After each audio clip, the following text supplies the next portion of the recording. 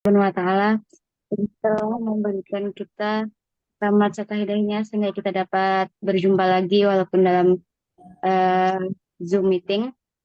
Kedua, salawat berserta salam tidak lupa kita aturkan kepada junjungan Nabi besar kita yakni Nabi Muhammad SAW yang telah membawa kita dari alam jahiliyah menuju alam yang penuh dengan ilmu pengetahuan yang dapat kita rasakan pada saat sekarang ini. Yang terhormat Bapak dosen kita dan teman-teman kelas 2B Pasca. Baiklah, tidak langsung saja. Di sini saya sebagai moderator dan Ibu Putri sebagai pemakalah pada sore hari ini. Kepada Ibu Putri, saya persilakan untuk memaparkan makalahnya. Assalamualaikum warahmatullahi wabarakatuh.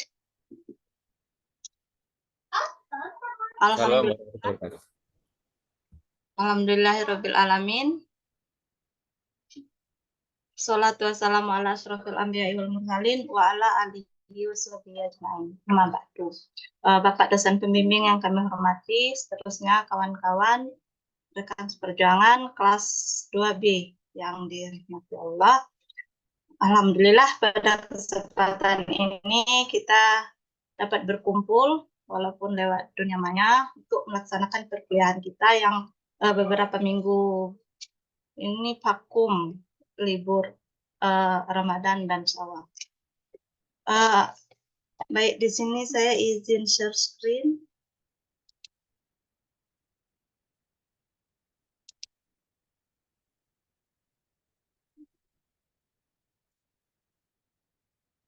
Saya co-host ya, belum?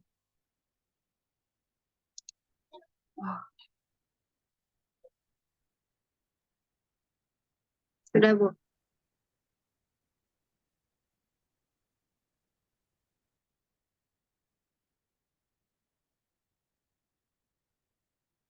Adapun makalah kita pada hari ini yaitu tentang latar belakang corak dan diskursus fikih mazhab populer.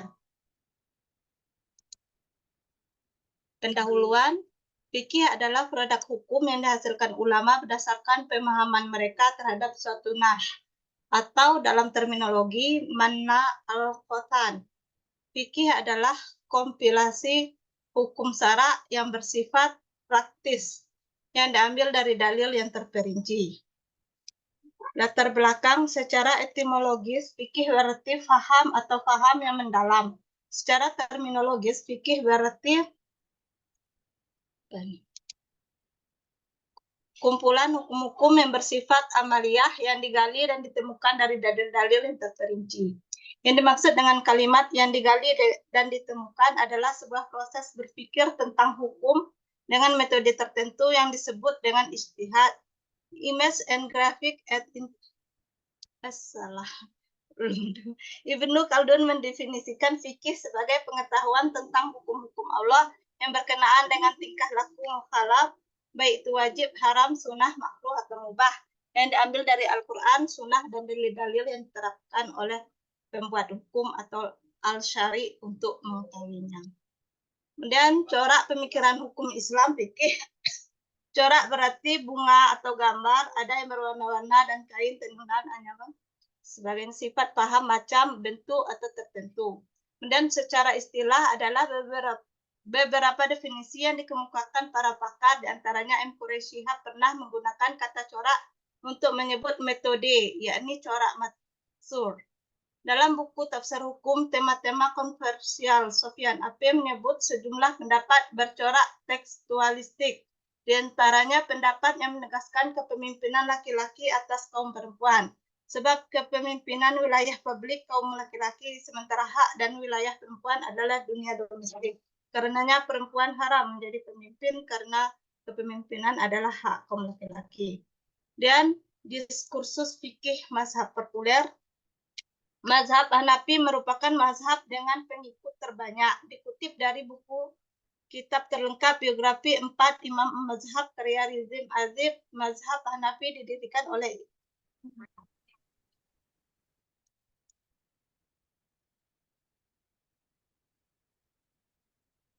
yang dikenal sebagai ahli hukum fikih yang sangat cerdas, Abu Hanifah.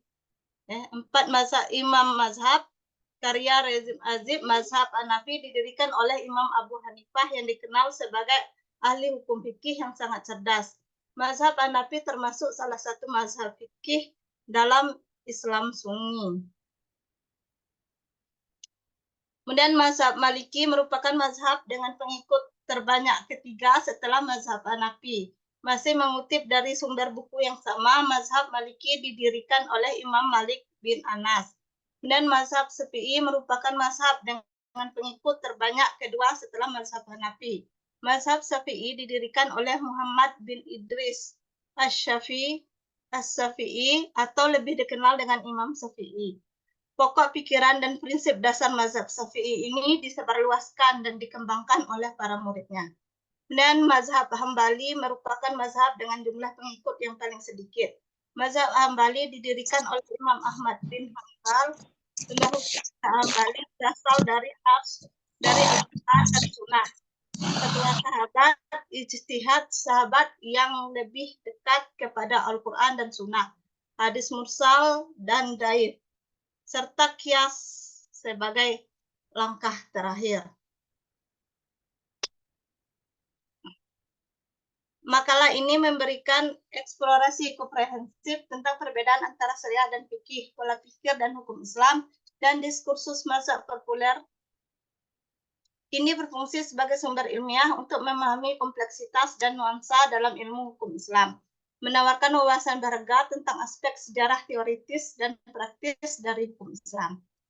Demikian kesimpulan dari makalah yang saya sampaikan. Untuk lebih jelasnya, saya sudah menuangkan di dalam makalah yang telah saya bagikan.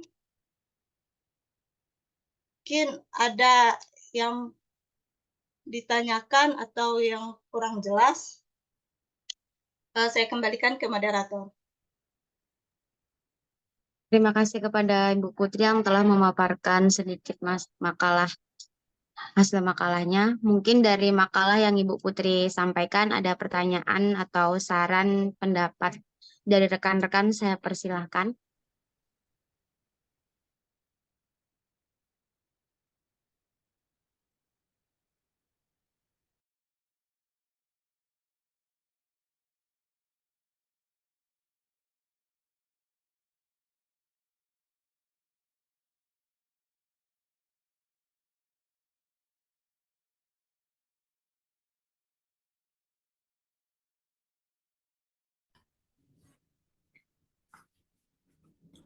Ya, silakan Bapak Ibu. Ini apa?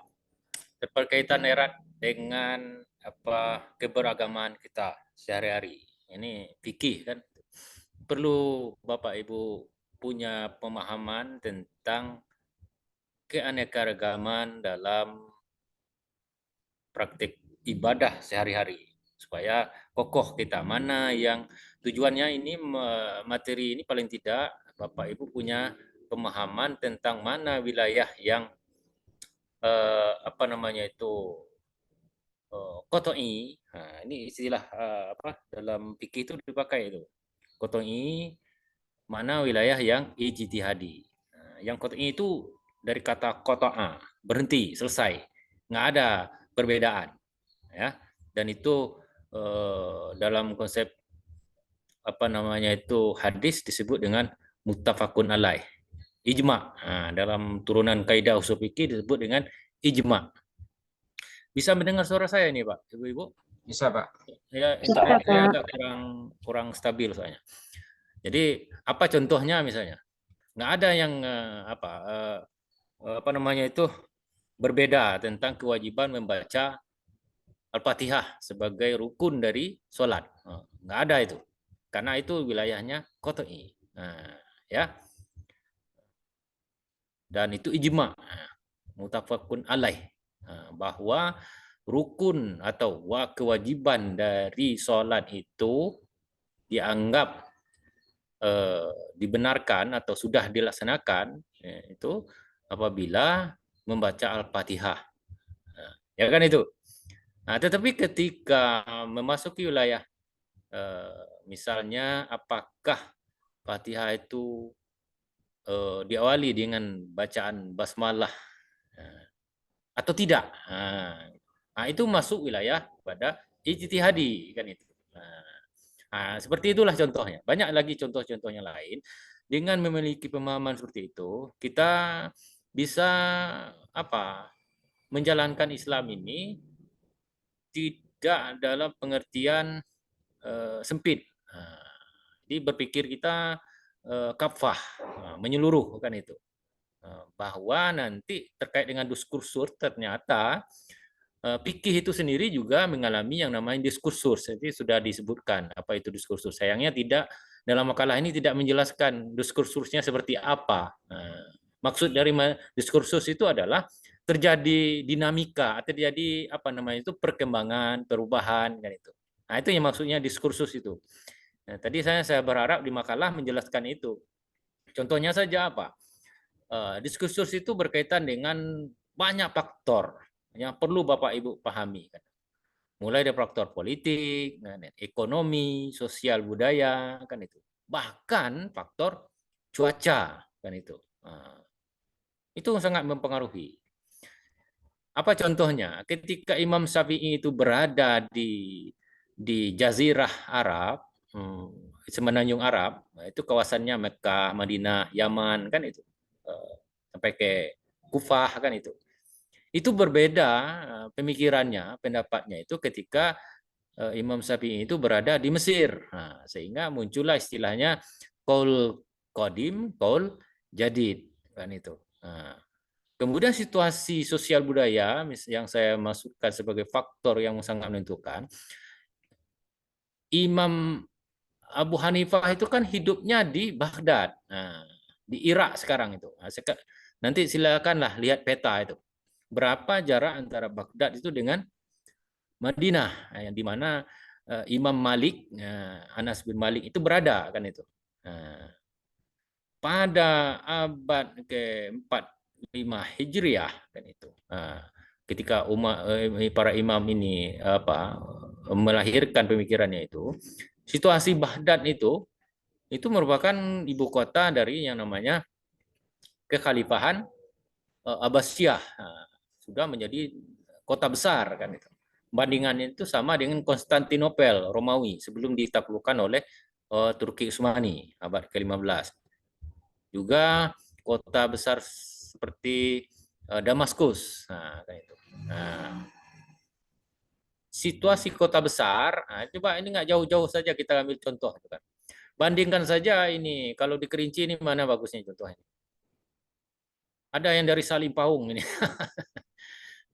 Tahu Bapak Ibu desa Salimpaung itu? Tahu Pak. Itu paling ujung di hilir itu. Atau Sungai Betung Mudik. Nah itu Pak Rola ini orang Mudik kan. Mana itu Sungai Betung Mudik kan itu. Itu berbeda dengan situasi sosial budaya yang ada di kota Sungai Penuh ini kan itu. Apa yang nyatanya itu fakta yang jelas itu apa? Komposisi warga penduduk itu kan kalau yang di Sungai Betung Mudik itu relatif homogen kan itu. Satu nenek aja itu. Masih satu keluarga dekat. Paling adalah pendatang satu atau dua orang. Tapi kalau di Sungai Penuh ini kan sudah heterogen. Semua sudah ada sekarang ini kan itu. Ada orang asli, ada orang pendatang, ada orang bahkan orang luar negeri juga banyak yang tinggal di kota Sungai Penuh.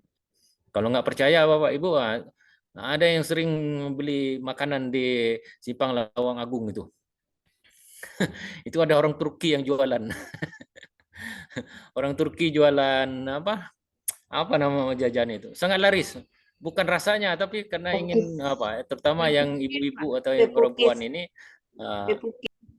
kue apa Bu Rima? Bu Rima ingat juga ya. Viral Pak, jajanan viral. Jajanan viral itu karena apa? Yang jualan itu orang Turki. Wah, gagah orangnya itu. Itu orang Turki yang jadi semendo orang Kerinci. Maka istrinya orang Kerinci itu kan.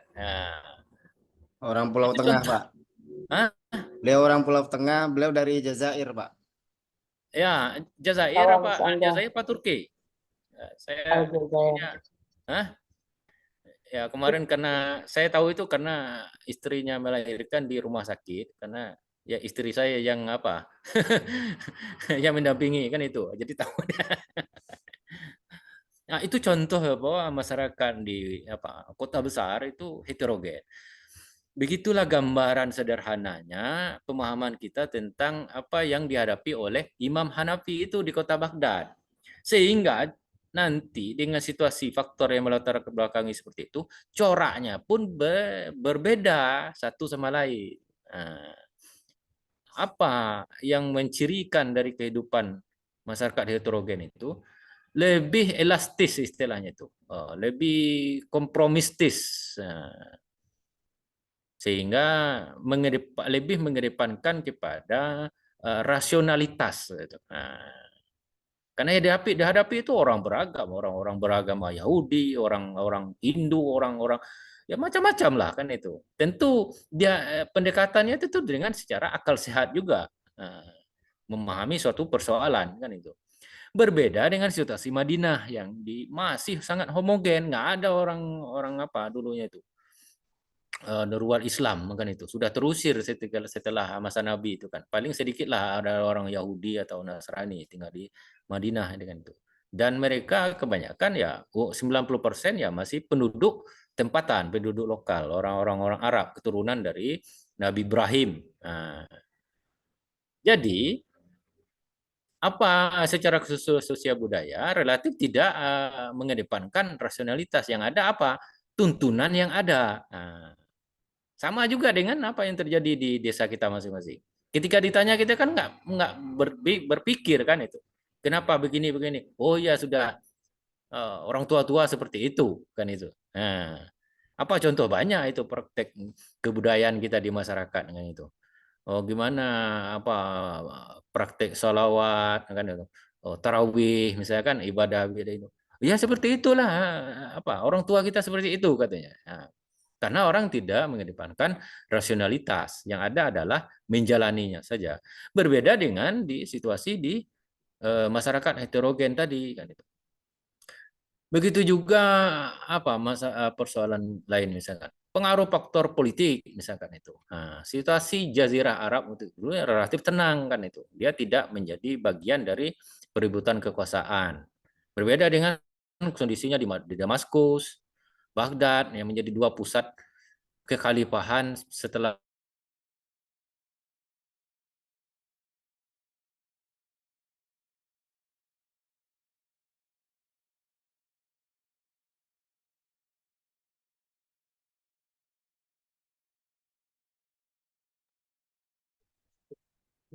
Kenapa Bapak? Sinyal.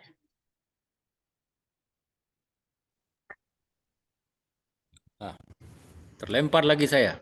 Iya, Pak. Apa koneksinya nggak stabil saya ini. Mohon maaf Pak. Iya, Pak. Sampai di mana cerita saya jadi? Saya terputus ini. Baghdad. Nah, sampai di Baghdad ada Bu Narsiah tadi saya bilang. Itu kan pusatnya dari dinasti Abbasiyah kan itu.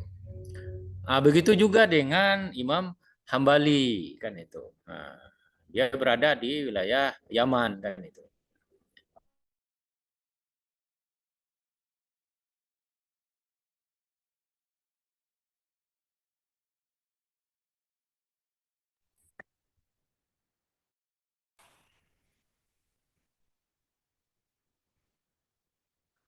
Aduh, gimana ini Bapak Ibu? Putus-putus ini sinyal saya ini. Enggak apa-apa, Pak. Lanjut aja. Lanjut, Pak. Lanjut. Iya, saya pakai apa hotspot HP pakai data. Kalau di kampus mungkin kuat sinyalnya. Saya sudah pulang ke rumah ya kan itu. Nanti kalau bisa Bu, karena ini situasi apa cuaca tidak apa bersahabat kalau udah sore, minggu depan saya minta ini kita kuliah siang saja lah, kita jam 1. Nah, bagaimana Pak Rola? Ya, Pak. kita masih berada di kantor masing-masing ya. Satu Hari jam yang juga sama nggak ya, Pak? apa-apa. Ya yang sama, hari Senin nggak apa-apa juga. Ya, jam 1. Supaya apa? Ada jaminan apa ini jaringan ini. Ini putus-putus nggak enak saya, jadi kurang mood saya. udah udah semangat saya menjelaskan, ya tiba-tiba putus kayak gini. Tapi saya usahakan juga kan itu. Itulah maksud dari apa namanya itu kita memahami diskursus pemikiran tadi. Karena semuanya berada pada wilayah ijtihadi. Muncul pertanyaan, bagaimana dengan sikap kita hari ini? Apakah kita harus ikut masing-masing satu atau ikut semuanya kan itu? Atau apakah sudah mencukupkan dengan apa yang dilakukan oleh 4 mazhab ini? Ini terjadi juga diskursus. Seharusnya ditambahkan juga di dalam makalah. Jangan mencukupkan pada yang 4 saja kan itu. Banyak itu mazhab yang lain dan termasuk apa yang harus kita lakukan di zaman kontemporer ini. Kan ada banyak macam ini aliran-aliran lagi kan itu. Contohnya seperti Wahabi lah kan itu. Apa macam-macam, Syiah juga, dia punya konsep fikih masing-masing. Dan bahkan di Indonesia juga turut mempengaruhi coraknya itu kepada organisasi sosial kemasyarakatan. Ada Persis, ada Nahdlatul Ulama, ada Tarbiyah Islamiyah, ada Muhammadiyah kan itu. Itu perlu kita kembangkan diskursus ini. Ternyata nanti kan itu, saya buka sedikit saja untuk dilengkapi nanti kan itu. Ternyata pemikiran terhadap fikih ini tidak pernah berhenti, berkembang terus kan itu. Hanya saja ada bagian-bagian tertentu dalam kelompok masyarakat, baik secara organisasi atau tidak, dia menempatkan fikih corak satu mazhab fikih itu sebagai bagian utamanya. Apa contohnya? Misalnya Nahdlatul Ulama dia menempatkan pada cukup Syafi'i saja. Dia mengembangkan dari fikihnya Syafi'i saja. Dia tidak mengambil mazhab yang lain. Tetapi ada yang mengembangkan secara keseluruhan. Itu. Nanti ada istilahnya, ada iltifaq kan, ada taklid, ada ittifaq kan itu. Bagaimana pula dengan persoalan taklid misalkan? Apakah kita harus taklid? Nah, ini juga terjadi diskursus yang berkepanjangan juga. Taklid itu paham kan Bapak Ibu? Taklid itu mengikuti tanpa pemikiran. Dia sami'na wa ta'na saja kan itu. Ada yang menganggap bahwa justru kemunduran Islam itu karena terlalu ada taklid buta. Saya sampai sejauh ini, kalau taklid dengan tambahan kata buta di sana, saya tidak setuju. Dan itu sangat kita tentang. Justru bertentangan dengan nas pokok dari ajaran Islam itu sendiri, apa? Iqra kan itu. Disuruh untuk berpikir kan itu. Tetapi kalau dihilangkan kata buta, itu nggak masalah dalam taraf orang awam yang baru belajar. Nggak apa-apa, ikut. Dia baru memahami tentang Islam. Misalnya ada yang mu'alaf, atau yang buta huruf misalkan, tidak tahu tulis baca kan itu memungkinkan untuk taklid. Tetapi kalau sudah dalam kondisi seperti Bapak Ibu ini ya sudah magister ini kan itu seharusnya sudah mengembangkan yang namanya ulul albab itu, berpikirlah kan itu untuk memahami mana yang terbaik ya kan itu. Tidak tepat lagi istilah taklid itu. Dia harus meningkat menjadi ittiba. Walaupun menjadi mujtahid tidak memungkinkan, tapi dia harus naik menjadi level dari taklid, muqallid menjadi tabi atau ittiba. Mengikuti. Mengikuti tapi tahu dasarnya. Kenapa orang tarawihnya 20? Kenapa tarawihnya 11 misalkan? Kita sudah tahu dasarnya ini loh. Jangan nanti jawabannya, oh iya seperti itulah. Orang dulu-dulu seperti itu. Itu nggak ada ceritanya lagi. Itulah justru yang membuat fikih Islam itu menjadi fikih ritual. Tahu fikih ritual. Itu hanya kepada tradisi saja. Padahal fikih itu bagian dari ibadah, kegiatan ibadah yang ada dasarnya. Kita menjalani itu menjadi tradisi yang berdasar kepada tuntunan agama kan itu. Jangan jawabannya hanya ritualitas saja. Seakan ya kalau orang nggak berbuat begitu ya kita nggak begitu juga kan itu. Itu nggak bisa diterima. Itu perkembangan diskursus hari ini. Belum lagi yang terbaru kan yaitu ada fikih Indonesia misalkan. Ada fikih yang berdasarkan kepada ada fikih ekologi, itu banyak dikembangkan itu. Fikih apa? Fikih politik kan itu. Ada fikih ekonomi, ada fikih ekologi, itu yang lagi ngetren hari ini kan itu. Yang kalau kita buka apa pemikiran apa di mazhab fikih awal itu sedikit sekali itu membahas tentang ekologi. Apa contohnya itu? Orang tahunya halal haram ketika batal sah wudhu kan itu. Tetapi orang tidak pernah menurunkan tentang bagaimana sah tidaknya menanam pohon di tengah batang sungai kan itu. Wah, itu yang terjadi di Kerinci ini. Mana ada orang luar Kerinci nggak? Kerinci semua itu. Itu kan banjir kemarin kan itu. Dan termasuk hari ini kan itu. Ya bagaimana nggak banjir kan itu? Tidak paham bahwa Islam juga mengatur tentang fikih aturan kan ajaran. Fikih apa memahami tentang ajaran kan tentang tuntunan menghadapi lingkungan kan itu. Ini buang sampah sembarangan kan itu. Ya, bagaimana air nggak meluber, nggak meluap kan itu. Sungai sudah menyempit, normalisasinya tidak terjadi dan justru pemampatan sungai daerah aliran sungai das kan itu sudah dialih fungsikan, bukan menjadi tempat aliran sungai tapi aliran sampah atau tempat orang berladang hari ini. Saya kaget waktu puncaknya banjir kemarin itu pernah saya lihat di titik-titik banjir kemarin itu. Memang sungainya sudah menyempit, Bapak Ibu. Kaget saya, sudah jadi ladang tengah sungai itu sudah orang nanam pisang, nanam batang ubi kan itu. Gimana ada serapan air kan itu. Nah, itu contoh dari diskursus. Ya, saya kira ini Ibu Putri itu harusnya kembangkan makalahnya ke sana kan itu. Jadi kita ini jangan beranggapan bahwa memahami Islam dalam konteks fikih itu ya itu juga kan itu. Fikih itu luas sebenarnya kan itu. Ya, nah itu yang bisa saya jelaskan pengantar supaya materi yang disampaikan oleh Bu Putri Susnarita ini bukan sekedar kita mengulang-ulang dari apa yang sudah kan itu. Bahwa maksud dari kita memahami adanya diskursus dan corak pemikiran itu supaya kita paham garis perkembangannya itu seperti apa hari ini kan itu.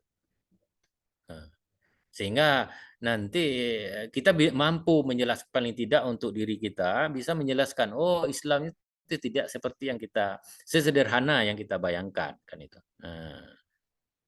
Bagaimana pengaruh dari faktor apa lagi iklim misalnya kan itu, cuaca misalkan itu berbeda kan itu.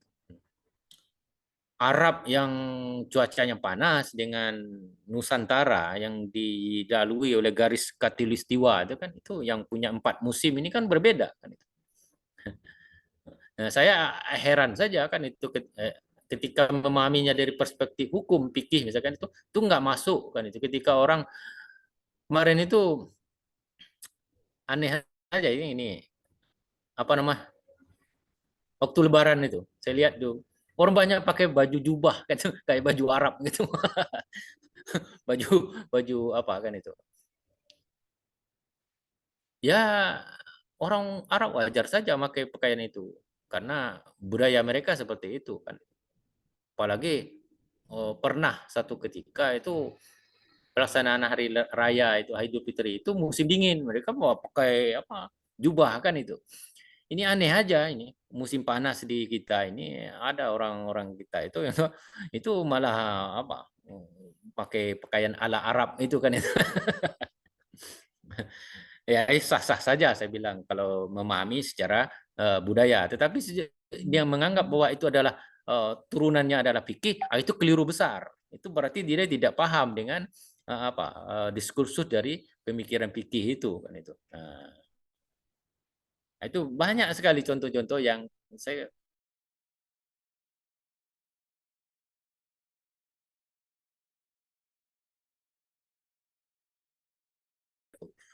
fikih itu bercampur pula dengan pemikiran tasawuf kan.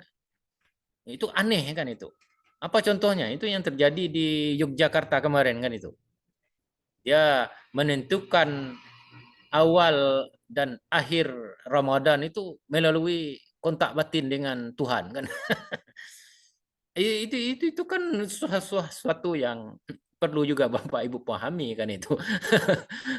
Aneh saja dengan guyonnya beliau itu mengatakan ya saya sudah telepon Tuhan kan itu. Nah, nomornya nggak dikasih tahu. Itu sangat-sangat jelas itu mencampur adukkan dasar fikih kita. Dia wilayahnya adalah empirik Pak Ibu. Berbeda dengan tasawuf. Tasawuf itu wilayahnya kan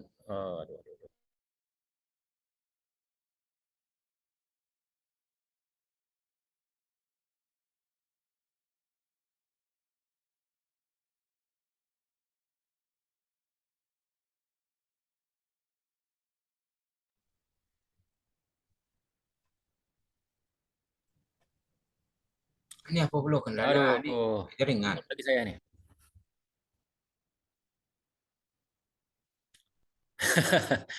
Jadi itu sampai di mana tadi? Tasawuf, Pak. Terlempar. Hah? Apa? Jazirah Arab, Tasawuf Pak. tadi ya. Tasawuf. Itu ya itu sesuatu yang keliru besar itu. Wilayahnya tasawuf itu berbeda lagi kajiannya kan itu. Ketika dia mencampurkan antara tasawuf dengan fikih, ya nggak masuk lah. Fikih itu adalah urusan apa istilahnya itu? Mengupayakan tadi sudah didefinisikan fikih itu apa? Itu kan sesuatu yang jelasnya nyata, nas kan itu. Hukum kan itu, hukum kan berkaitan dengan dalil. Nah, kan prinsip dari hukum itu kan selama tidak ada dalil untuk melarang atau membolehkan itu kan boleh dilakukan. Jadi pekerjaan fikih itu kan berkutat pada urusan-urusan ketentuan-ketentuan yang nyata, yang apa istilahnya yang empirik dan itu. Jadi wilayah-wilayahnya perasaan, batin itu nggak masuk di wilayah fikih, nggak nyambung kan itu, nggak nyambung itu kan itu.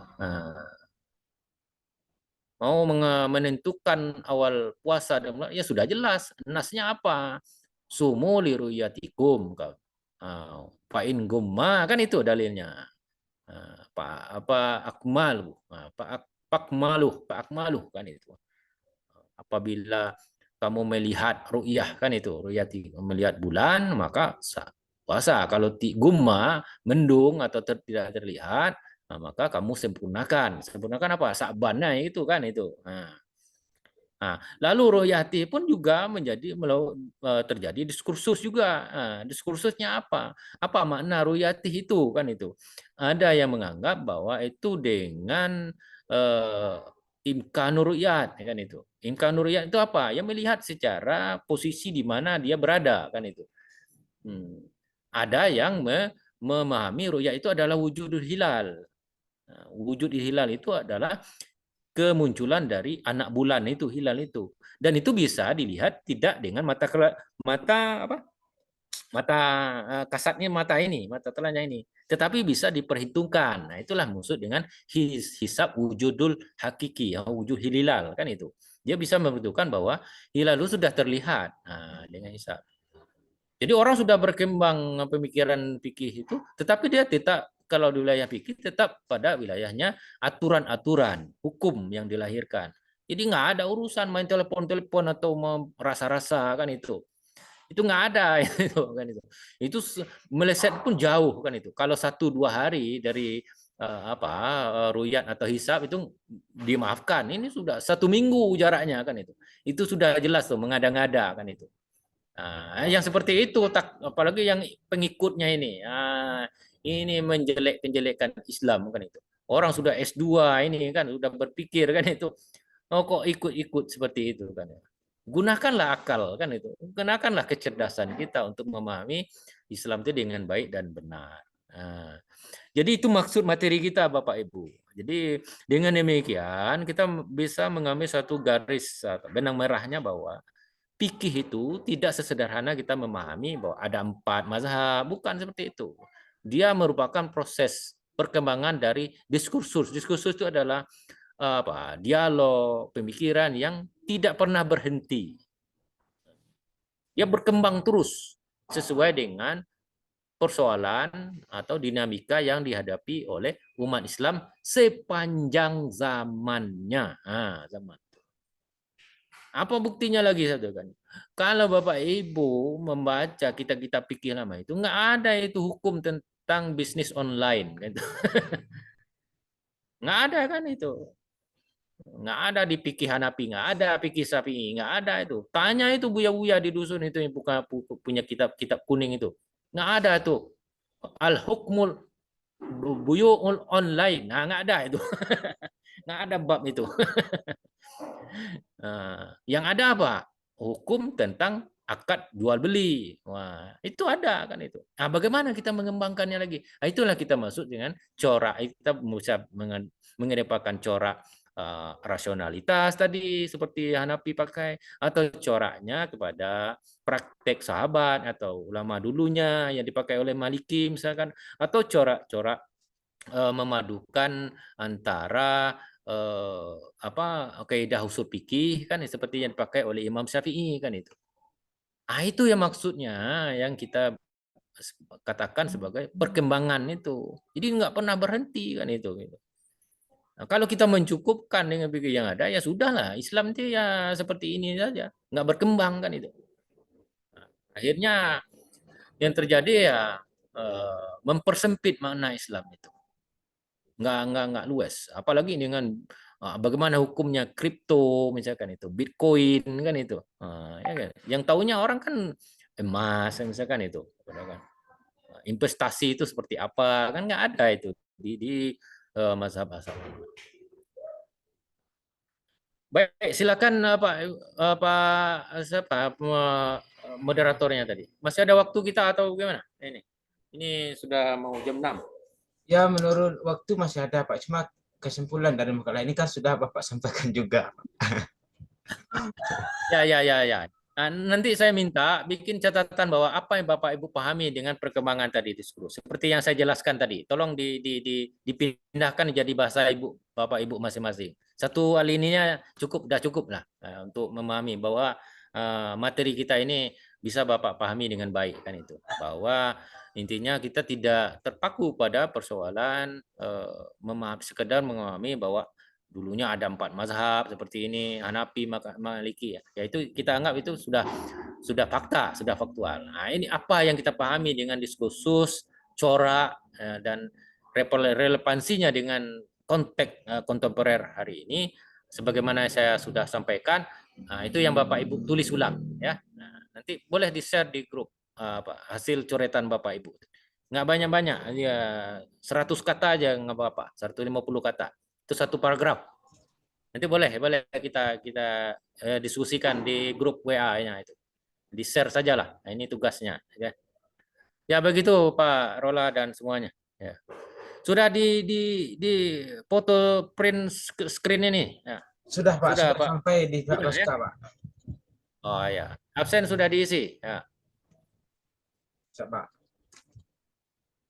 Ada makalah berapa makalah lagi nih supaya kita bisa perkirakan jadwal lagi nih. Masih 7 Pak. Masih ya 7 ya Pak. Masih banyak ya? Masih banyak Pak. Pertemuan baru ke-6 Pak. Ke-6 ya? 8 lagi, masih 8. 8 lagi Pak. Oh 8 lagi kan. Nanti minggu depan lagi atau kita cari tambahan waktunya supaya nanti jangan terlalu mepet dengan akhir bulan Mei atau awal Juni kan sudah selesai nih seharusnya perkuliahan. Enggak bisa 2 makalah untuk 1 kali pertemuan Pak. Boleh nanti kalau siang ya, siang itu bisa karena koneksinya lancar dan mudah-mudahan Bapak Ibu sudah sediakanlah waktunya supaya jangan ada halangan yang lain ya. Sudah kita sampaikan bahwa untuk yang akan datang itu 2 makalah dan tentu butuh waktu yang agak panjang kan itu. Jadi kita sudah siap ya. Jam 1 hari Senin sudah siap itu. Baik, kalau tidak ada pertanyaan, ya kalaupun ada pertanyaan silakan ditulis atau dikirim ke grup saja atau WA saya langsung Japri. Karena koneksi juga nggak bagus ini. Sekali lagi saya mohon maaf ya Bapak Ibu semua, ya luar biasa. Mudah-mudahan sehat-sehat semua. Ya, Bu Putri sudah menampilkan makalah hari ini dan apa yang kita jalani perkuliahan sore hari ini mudah-mudahan mendapat keberkahan dan pahala dari Allah Subhanahu wa taala. Kita niatkan untuk mendoakan kedua orang tua kita dan umat Islam lainnya. Amin ya robbal alamin. Banyak maaf. Assalamualaikum warahmatullahi wabarakatuh. Waalaikumsalam warahmatullahi wabarakatuh. Saya izin live ya. Ya, Pak. Ya Pak, terima kasih Pak. Ya. Jangan lupa nonton malam, Mbak. Ya, sering-sering begitu, Pak. Kalau tahu sekolah 2 tampil Tutup kalah. dulu Pak. Bu Putri ya boleh tahu. Kirim kesimpulannya ya. Tutup dulu ya Pak. 4 kali pertemuan, berapa kali pertemuan suruh ngirim, tidak ada yang ngirim. Itu Pak Rola lah di rekodnya, dak. Jadi memang seperti itulah dengan Pak Norman harusnya, dak ya. Boleh mudah kita mengenal 100 kata. Aduh, isi channel tu ya lambatnya kayak ngatur lopo tadi tu bang.